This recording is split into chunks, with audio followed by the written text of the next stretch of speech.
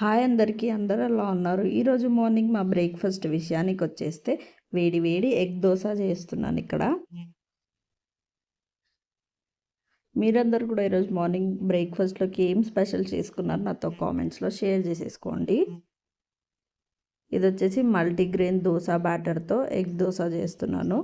Multigrain dosa batter కావాలంటే already మన ఛానల్లో రెసిపీ అనేది అప్లోడ్ చేసేసాను. ఇంట్రెస్ట్ ఉన్న వాళ్ళు ఒకసారి చెక్ చేయండి. సో ఇట్లా వేడి వేడి దోశ, జనరల్గా ఎప్పుడు మినపప్పు దోశనే వేసుకుంటాం కదా, అట్లా కాకుండా ఇట్లా కూడా ట్రై చేసి చూడండి. దోశ రెడీ అయిపోయిన తర్వాత ఆలు కుర్మా, టమాటో చట్నీ కూడా చేసేసాను దోశ కాంబినేషన్కి. టమాటో పండు మిర్చి చట్నీ.